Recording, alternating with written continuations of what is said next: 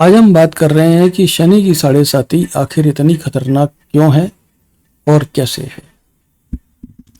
आपने प्राचीन राजाओं की कहानियां सुनी होंगी, राजमहल की कहानी सुनी होंगी कि राजमहल का सिस्टम या राजाओं का सिस्टम ऐसा होता था कि आप उस सिस्टम में एक बार एंटर तो हो सकते थे मगर उससे एग्जिट होना पॉसिबल नहीं था। और अपने राजकाज को मेंटेन करना अपने आप में एक बहुत बड़ी चुनौती होती थी, क्योंकि हर कदम पे षड्यंत्र आपका इंतजार कर रहे होते थे। ऐसी ही कुछ शनि की साढ़े साती है। शनि की साढ़े साती में कब क्या हो जाए कोई नहीं कह सकता।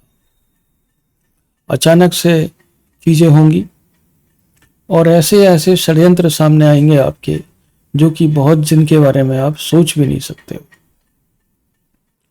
निसंदेह तौर पर शनि की साढ़े साती जीवन का एक सबसे खतरनाक फेज है। और जैसा कि कहते हैं, खतरा जो है केवल कल्पना में खतरनाक होता है, लेकिन ये वाकई में खतरनाक है। और इसमें खतरनाक इसलिए है कि इसमें जीवन की हानि नहीं होगी, लेकिन इसमें और कई प्रकार की हानियां होंगी।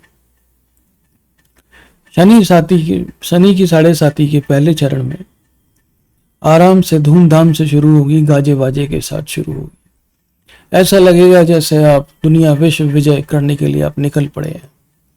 लेकिन एक साल पूरा होते होते शनि की साढ़े साती का आपको महसूस होगा कि नहीं भाई, ये ऐसा नहीं है।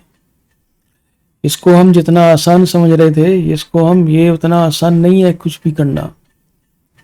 विरोध के स्वर उठने शुरू होंगे और वहां पर विरोध के स्वरों को दबाना बहुत ही ज्यादा मुश्किल काम होगा। आप कोई भी योजनाएं बनाएंगे, जैसे ही आप धरातल पर लाने का प्रयास करेंगे, अचानक से तगड़े तगड़े रेजिस्टेंस आने शुरू हो जाएंगे और हेल्थ इंपैक्ट आना शुरू हो जाएगा। और धीरज धर्म मित्र और नारी, धीरज धर्म आपके विषय हैं, बट मित्र और नारी इन दोनों से आपको भय हो सकता है। हर प्रकार के जी के जंजाल आपका वेट कर रहे होंगे। और जब ये 2.5 साल में आएगा, यानी कि जब शनि की साढ़े साती आपकी अपनी राशि पर आएगी और उस दौरान कभी भी राहु आएगा। आप राहु के बारे में एक चीज समझ लीजिए, हर महीने 2 या 3 बार राहु आपको जरूर विजिट करता है। आप ऐसे मान के चल लीजिए कि हर महीना कम से कम नहीं तो 2 या 3 बार मौके ऐसे आते हैं जब राहु आपकी कुंडली में, राहु आपकी अंतर्दशा में कहीं ना कहीं पे विचरण कर रहा होता है।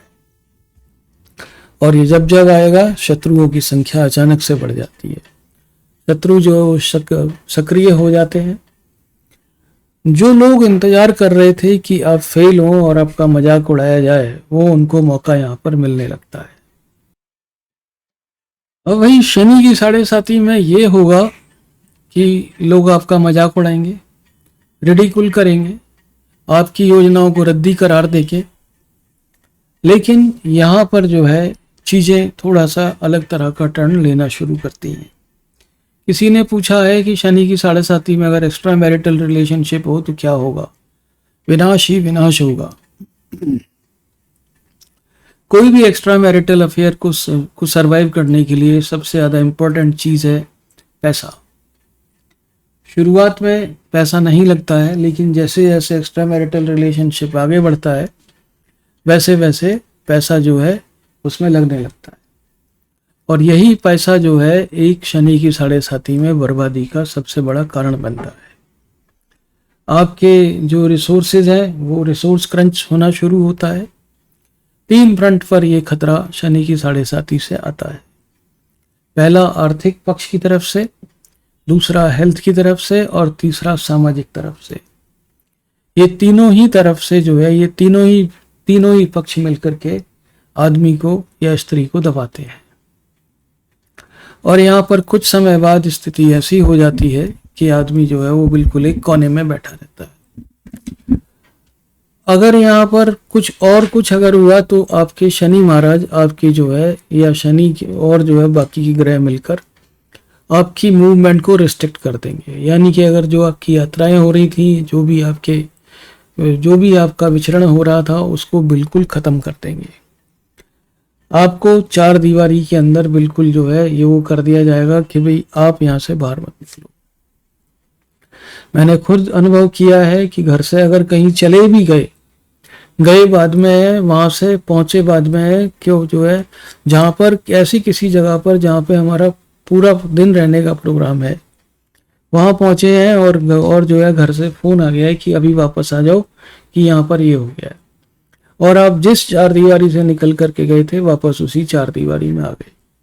ऐसा कई बार होगा कि किसी आप जगह पे गए हैं, वहां पर आपको बोरियत भरे माहौल में आप हैं, लेकिन जैसे ही वहां पे मजा आना शुरू हुआ कि भैया अब वहां पे इस तरह का भगदड़ टाइप हो गई कि चलो भाई यहाँ से चलो चलो चलो। अल्टीमेटली जो चार दीवारी हैं, जो दीवारें हैं, वो आपको अपनी तरफ खींचती हैं। अब यहाँ पर ये सवाल पैदा होता है कि क्या कोई मुक्ति का साधन है?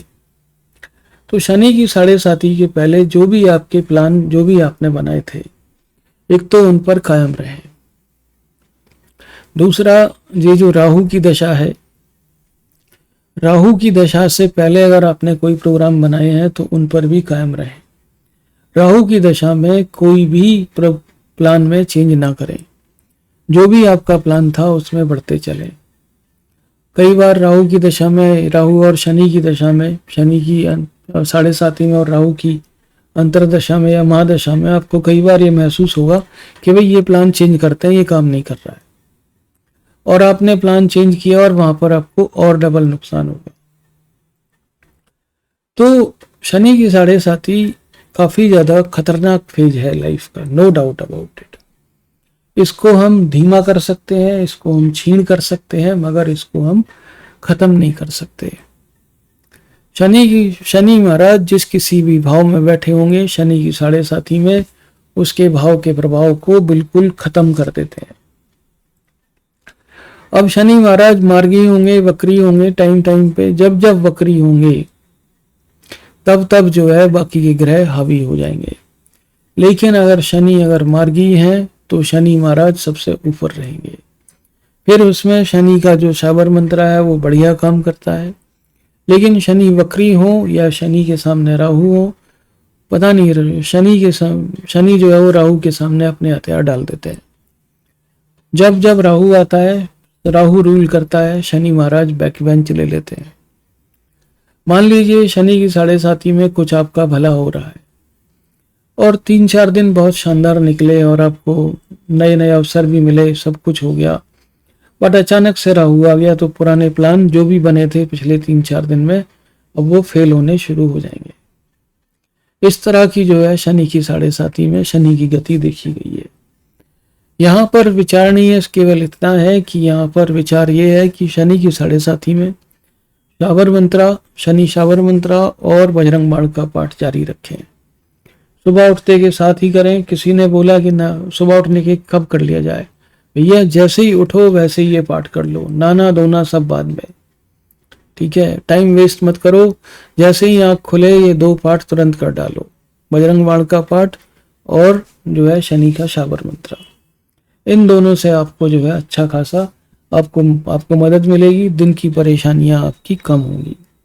अपना ख्याल रखें और हमारा चैनल आप जरूर सब्सक्राइब करें। Thank you very much Indeed and God bless you.